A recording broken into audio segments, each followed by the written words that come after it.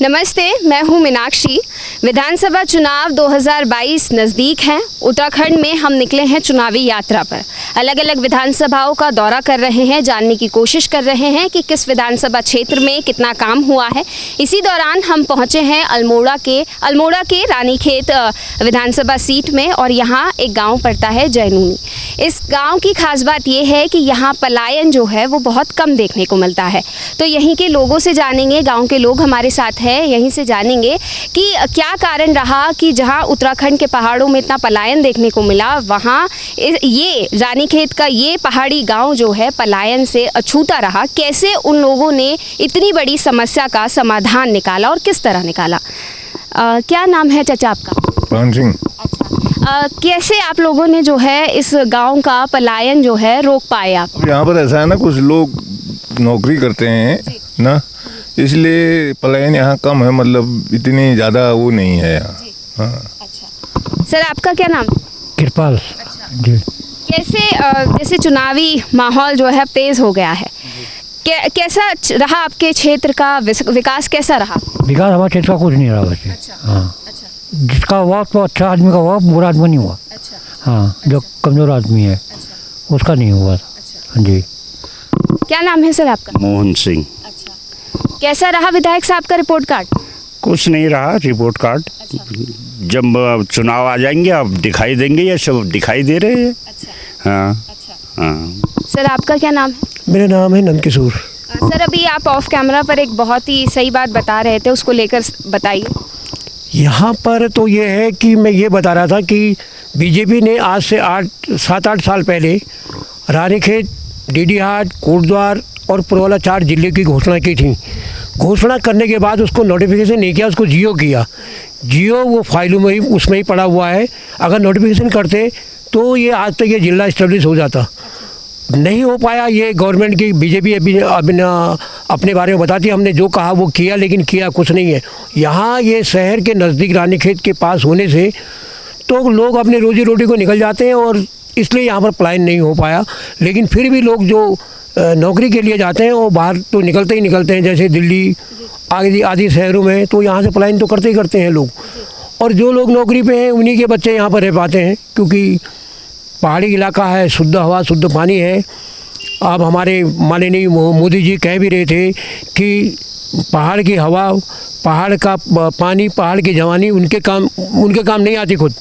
वो बाहर निकल जाते हैं। अब ये है कि गवर्नमेंट का जो भी यहाँ पर जीत करके एमएलए आता है वो काम कुछ नहीं करता। उसने इलेक्शन में अभी वोट मांगने के बाद उसने अपने घर में बैठ जाना है और अय्याशी करनी है, बस घूमते रहेगा, घूमेगा फिरेगा, सब कुछ करेगा, लेकिन वोटों के टाइम पर वो फिर आ जाएगा। करता कोई कुछ नहीं। अभी कांग्रेस का है यहाँ पर, उसके पहले बीजेपी का रहा, लेकिन किसी ने कभी कोई काम नहीं किया। हमारा मतलब निवेदन ये है कि अगर तुमने जो घोषणाएं की हैं उन घोषणाएं को तो कम से कम आप ज़मीन पर लाते, वो फॉलो हो जाती, ये डिस्ट्रिक्ट बन जाता। अगर ये ज़िला बन जाता तो कुछ लोगों को रोज़गार मिल जाता। तो ये आपने क्यों घोषणाएं की, और की तो इसको पूरा क्यों नहीं किया, मेरे कहने का मतलब ये है। बाकी तो आजकल ये राजनीतिक पार्टियाँ अपने चुनावी पुलाव सेक रही हैं। अभी आपने देख ही रहे हो कि ये खीरी लखीमपुर में चुनाव में किसानी, उसमें ये सब लोग, कोई किसान कोई कुछ नहीं है, देश को बर्बाद करना चाहते हैं। सर आप पर लौटना चाहूँगी। आप जैसे बता रहे थे कि यहाँ पे रोज़गार है, तो रोज़गार किस तरीके से यहाँ पे लोग जो हैं अपना, जो लोग यहाँ पर रुके हैं वो लोग कैसे अपना मतलब रोज़गार, क्या ऐसा? सरकारी नौकरी है ना, जैसे उद्यान कृषि विभाग है, उद्यान विभाग है, MES है, हाईडील है, तो कुछ लोग यहाँ शहर होने से थोड़े बहुत लोगों को यहाँ रोज़गार मिल जाता है। वैसे भी डेली लेबरी में भी काम मिल जाता है ना, दैनिक मजदूरी मिल जाती है। और ऐसा कोई प्लान इसलिए नहीं होता है क्योंकि जनसंख्या ज़्यादा नहीं है, थोड़ा बहुत यहाँ मिल जाता है। अगर यहाँ फैक्ट्रियाँ अगर खुलती, जैसे यहाँ से शिव बाहर जाता था, अब तो बहुत कम हो गया है ना। क्या बाहर जाता था? शिव चौबेटा गार्डन से जाता था। शिव, नाशपाती, दिल्ली, बहुत ज़्यादा एप्पल गार्डन घूमने को आते हैं ना चौबेटा में, तो अब वो भी ख़त्म कर दिया इन्होंने। नहीं तो यहाँ फैक्ट्रियाँ, जूस निकलता है, गोला होता है, ऐसे प्लेन से को जाता है। तो अगर यहाँ फैक्ट्रियाँ खुल जाए तो उससे कुछ तो रोज़गार मिलता है फैक्ट्री खुलने से। सर पे आना चाहूँगी, सर भी कुछ बताना चाहें। क्या चीज़? आप अभी बता रहे थे कि एप्पल गार्डन तो चौपटिया पर है ही, रानीखेत के करीब है बिल्कुल। वो अपने आप में फेमस था। उसके सेब जो है यहाँ उत्तराखंड में ही नहीं, आप पहले ये यूपी में था पूरे उत्तराखंड, तो पूरे प्रदेश में जाता था और उसकी तारीफ होती थी। अब ये है कि वहाँ पर भी खाली पेड़ रह गए हैं, उसमें मतलब यानी कि सेब उतने अच्छे हैं भी नहीं, ना ही मतलब यानी कि उसका निर्यात होता है, वो यहीं के लोगों के लिए पूरा नहीं हो पाता। और जिससे कि रोज़गार कम हो गया है। अब गवर्नमेंट ने उन पे सरकारी भर्तियां तो नहीं कर रखी हैं, क्योंकि सरकारी भर्तियां जब कर भी रही है, गवर्नमेंट के दूसरे नियम भी हैं, उसमें रख रहे हैं आप ये कॉन्ट्रैक्ट पे जो रख रहे हैं। कॉन्ट्रैक्ट बेसिस पे उसमें रखे हुए, वो काम करते कहाँ से हैं, कुछ नहीं करते। वो सारे पूरा कितने मील एरिया का है वो गार्डन, वो बिल्कुल ख़त्म हो चुका है, जीर्ण स्थिति में है। तो मेरा अपना कहने का मतलब है कि यहाँ अगर सही ढंग से अगर कार्य किया होता तो यहाँ के लोग तो बिल्कुल ही बाहर नहीं भागते। ना यहाँ का प्रशासन पे ध्यान नहीं देता, ना यहाँ का एमएलए एमपी कोई भी ध्यान नहीं देता, वो अपने बस अपने ही उससे मस्त रहते हैं। तो मेरा मतलब यानी कि ये निवेदन है कि ये जो आपने कहा था ये ज़िला क्यों नहीं बनाया, बस यही एक मेरी वो है कि जिससे रोज़गार मिल जाता और यहाँ पर काफ़ी सुविधाएँ हो जाती।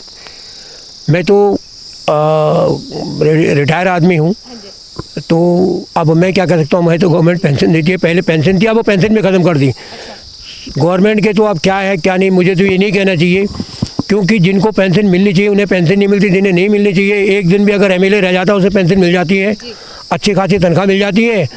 और जो 20 साल 22 साल अगर जो नौकरी करता है उसे पेंशन भी नहीं मिल उसको पेंशन भी नहीं मिलती। गवर्नमेंट के ये वो है, कब गवर्नमेंट की सोए से कब गवर्नमेंट जागेगी, कब इन लोगों की सैलरी कम होगी, कब इन लोगों की पेंशन बंद होगी। क्योंकि अगर ये 10 15 20 साल अगर राष्ट्रपति शासन लग जाता तो देश का भला हो जाता। सारे नेताओं ने पूरे देश को लूट दिया है, और ये अभी ये देख रहे हैं आप चुनावी पुलाव इधर उधर घिपला, ये मारपीट ये सो कर रहे हैं, ये सब किस लिए, कुर्सी के लिए। एक अच्छा आदमी यूपी में आया है योगी, जिसको कुछ नहीं चाहिए, उसको हटाने के लिए इतने बड़े किसान आंदोलन चला रखा है। ये मोदी और योगी जैसा इनको दूसरा आदमी नहीं मिल सकता, मेरा अपना ये मानना है। तो ये थे जैनूनी गांव की आम जनता, जिनका कहना है कि यहाँ पर वाकई ये खबरों में ये ज़रूर आता है कि ये गांव जो है, ये पहाड़ी गांव जो है पलायन से अछूता रहा है। लेकिन अगर ज़मीनी स्तर की बात की जाए तो यहाँ पर भी जो है पलायन थोड़ा बहुत ऐसा है कि लोग अपने घरों को छोड़कर बिल्कुल शिफ्ट नहीं होने लगे, लेकिन सर्विसेज के लिए उन्हें बेशक शहर में जाना पड़ता है, यानी कि शहरों में ही रहना पड़ता है। दूसरी बात यहाँ है कि ऐसा नहीं है कि इस विधानसभा में कुछ ऐसा नहीं है जैसे रोज़गार, जैसे अभी सर ने बताया कि एप्पल गार्डन है, तो काफ़ी कुछ ऐसा है जिस पर काम किया जा सकता है, जिस पर काफ़ी कुछ हो सकता है और यहाँ के लोगों को यहीं पर रोज़गार मिल सकता है। और सबसे बड़ा वादा जो इस क्षेत्र को ज़िला बनाने का था वो आज तक फाइलों में अटका रह गया है, दबा रह गया है। तो देखना ये होगा कि 2022 विधानसभा चुनाव में चुनाव नतीजे आने के बाद सर कुछ कहना चाहते हैं, एक बार उनकी भी यूपी का घोषित जिला है रानीखेत। ये सबसे पुरानी तहसील थी, जो तहसील नहीं बनी थी वो ज़िला हो गया। ये यूपी का ज़िला घोषित किया हुआ मुलायम सिंह के टाइम पर ये ज़िला घोषित हुआ था, लेकिन ये अब तक नहीं बन पाया। तो इतना लंबा पीरियड, उसके बाद ये उत्तराखंड बन गया, 20-22 साल उत्तराखंड के हो गए, अब तक ये ज़िला नहीं बन पाया। क्यों नहीं बन पाया? और यदि इसको ज़िला नहीं बनना था तो आपने घोषणाएँ क्यों की?